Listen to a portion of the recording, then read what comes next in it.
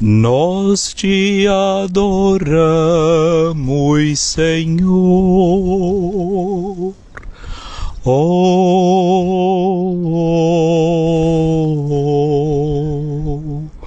Nós te adoramos, Senhor.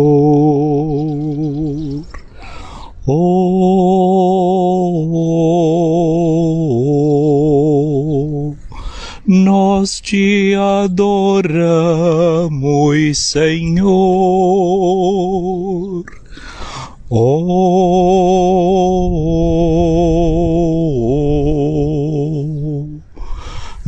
Nós te adoramos, Senhor.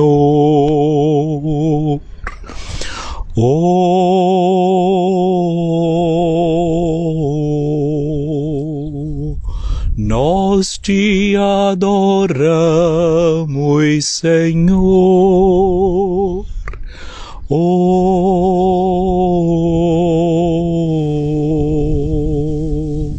Nós te adoramos, Senhor.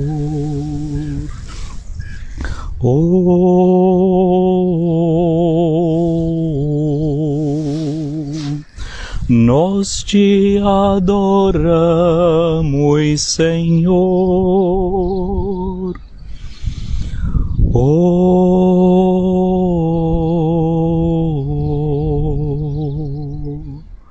Nós te adoramos, Senhor.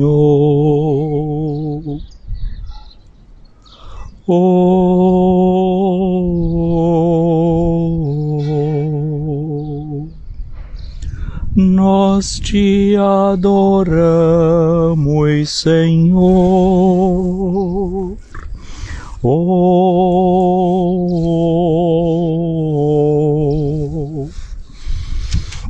Nós te adoramos, Senhor. Hoje o salmista na antífona de ingresso da missa, na antífona de entrada, tirado do Salmo 26, 14, diz: espera no Senhor e ser corajoso. Fortifique-se teu coração. Espera no Senhor. É assim que nós queremos viver esse dia de hoje. Vivê-lo na esperança do Senhor. Vivê-lo esperando em Deus. Vivê-lo nessa certeza de quem sabe que Deus está conosco, nesta certeza de que Deus não nos abandona, de que Ele está ao nosso lado e merece a nossa adoração.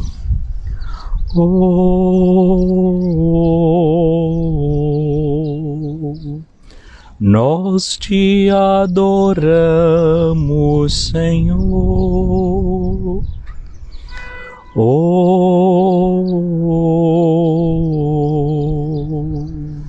Nós te adoramos, Senhor. Graça e paz, cara amiga, caro amigo que acompanha diariamente a nossa meditação sobre a Palavra de Deus, sobre a Palavra de Deus que nós recebemos na liturgia, nesta terça-feira da quinta semana do tempo da Quaresma. Hoje nós nos dirigimos a Deus com a seguinte oração: concedei-nos, ó Deus, perseverar no serviço, no vosso serviço, para que em nossos dias cresça em número e santidade o povo que vos serve. Por que nós dizemos e pedimos a Deus para que cresça em número e em santidade o número daqueles que servem a Deus? Crescer em número porque no próximo sábado santo a igreja realizará os batismos dos adultos, onde se celebrará esses batismos. Então a igreja vai crescer em número. Porém, eu e você, nós que já fomos batizados, o que é que nós queremos crescer? Não se trata, no nosso caso, de um crescimento de número, de um crescimento de quantidade, mas um crescimento de qualidade. Por quê? É o crescimento na santidade. Nós que já pertencemos ao povo de Deus durante a Quaresma, somos chamados a uma renovação interior. E a renovação interior é justamente o que nós chamamos de santidade, que a nossa santidade cresça. E qual é o meio, qual é o instrumento que nós temos para crescer na santidade? A primeira leitura que a liturgia nos apresenta hoje, tirada do livro dos Números, no capítulo 21, versículos de 4 a 9. Aliás, sobre esta leitura nós já falamos um pouco, porque no terceiro domingo do tempo da Quaresma, Jesus, no diálogo com Nicodemos, capítulo 3 do Evangelho de João, fez recurso à passagem a qual se refere esse texto. O que aconteceu é que o povo de Israel estava atravessando o deserto, a viagem estava sendo muito longa, como a gente canta, né? O povo de Deus no deserto andava, mas à sua frente alguém caminhava. O povo de Deus era rico de nada, só tinha esperança e o pó da estrada. Também sou teu povo, Senhor, e estou nesta estrada. Somente a tua graça me basta e mais nada. Mas o povo teve um momento que cansou de caminhar, a esperança realmente parece ter faltado, e o povo começa a se lamentar. E diz, não é, durante aquela viagem, sentindo-se já cansados, então eles dizem: por que nos fizeste sair do Egito para morrermos no deserto? Não há pão, falta água, e já estamos com nojo desse alimento miserável. Estavam falando do maná que eles recebiam da parte de Deus, e diziam, né, falta água. Você sabe que ontem foi o Dia Mundial da Água. A água é um elemento que é escasso. A quantidade de água que nós temos no mundo, esse ciclo não se renova, as águas que estão embaixo dos nossos lençóis freáticos, a gente usando, ela evapora, sobe, desce de novo em forma de chuva, tem este ciclo. E se a gente não usar bem dessa água, a gente pode destruir esse mundo, destruir essa casa que é nossa. Na medida que a gente destrói as matas ciliares, não é? A gente pode interferir nesse ciclo das chuvas, como por exemplo, né, se fala de uma espécie de rio flutuante que a gente deve ao equilíbrio que nós encontramos justamente na floresta amazônica. E destruir aquela floresta, por exemplo, vai acabar interferindo na desertificação do mundo. O deserto é uma coisa que tem crescido ultimamente no mundo, a desertificação do mundo. Por quê? Porque o ser humano, no uso da terra, que é um bem de Deus, que esse campo florido e belo, a gente está transformando em áreas desertas que têm crescido. Então lá o povo de Israel estava se lamentando que ali no deserto eles não tinham água. Fala-se que uma das guerras do futuro justamente vai ser guerra por falta de água. O controle de água hoje já faz com que muitos povos tenham lutas entre si. Um litro de água acaba sendo mais caro do que um litro de gasolina. Se você vai comprar uma garrafinha de água no supermercado, quanto é que ela custa comparada com o preço da gasolina? Se fosse aquela mesma quantidade, às vezes você paga mais por meio litro de água do que o que pagaria por meio litro de gasolina. E olha o trabalho que é para você ter a gasolina e o que é a facilidade comparada de ter a água no nosso caso, o que significa dizer que é realmente um bem muito precioso e que tem se tornado esse dom de Deus uma mercadoria que se coloca nas prateleiras. Mas o grande problema é justamente esse, é que o ser humano tem essa tentação de reduzir tudo ao mercado, tudo esses conceitos do ganhar e do perder. E assim, às vezes, até as próprias relações humanas, elas vão se desertificando, elas vão perdendo em qualidade por conta da mentalidade humana. Ora, quando o povo de Israel lá no deserto começou a lamentar-se, não é, daquele alimento que tinha, porque no deserto estava faltando água, Deus então mandou um castigo contra o povo, mandou serpentes venenosas, mordiam as pessoas e as pessoas morriam. Muita gente de Israel morreu. O que é que fizeram? Foram até Moisés, esse mediador entre Deus e o povo, e pedem então a Moisés. Eles disseram: pecamos falando contra o Senhor e contra ti, roga ao Senhor que afaste de nós serpentes. Então, primeira coisa muito importante aqui anotar é que esse povo reconhece que pecou. Como é bom quando a gente reconhece o pecado da gente, a falta da gente. E então pediu a intercessão de Moisés. Moisés escutou o povo e intercedeu pelo povo diante de Deus, e Deus respondeu: faze uma serpente abrasadora e coloca como sinal sobre uma haste. Aquele que for mordido e olhar para ela viverá.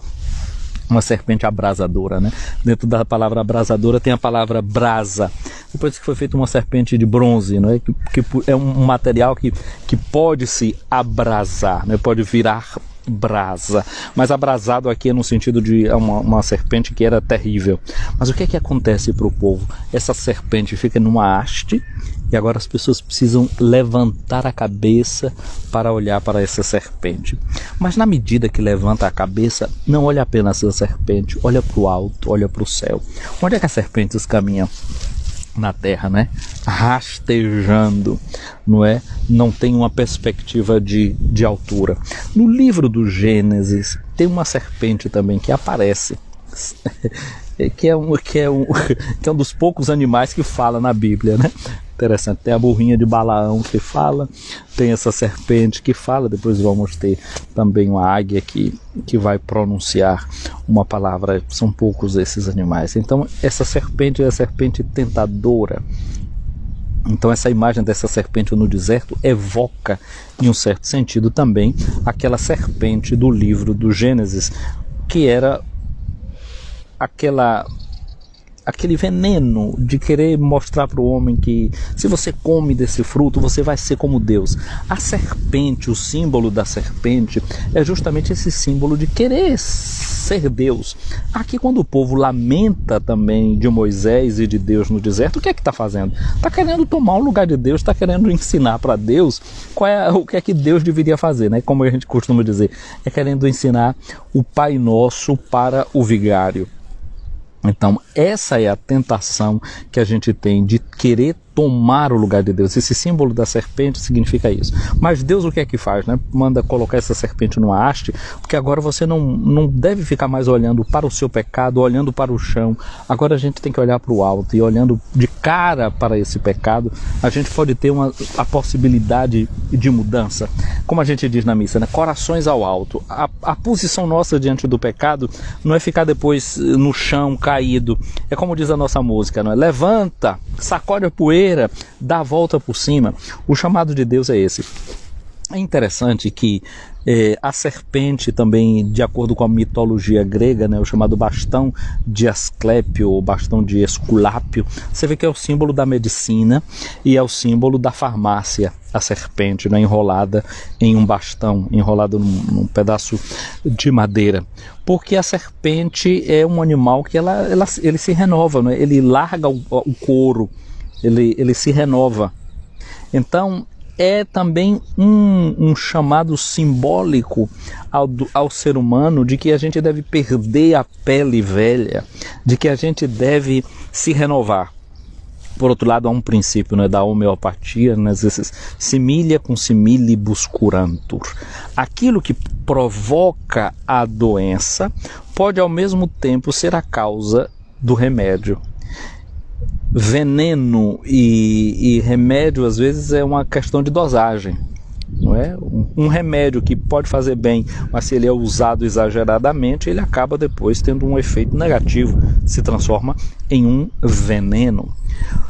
Portanto, esse símbolo dessa serpente aqui agora, que é venenosa e que mata, ela sendo olhada naquela dimensão simbólica, está dizendo que tem certas situações na vida da gente que, se assumidas, se integradas, elas podem favorecer a nossa própria cura. Ela pode favorecer a nossa própria cura. Na oração de São Bento, né, chamado exorcismo de São Bento, não é?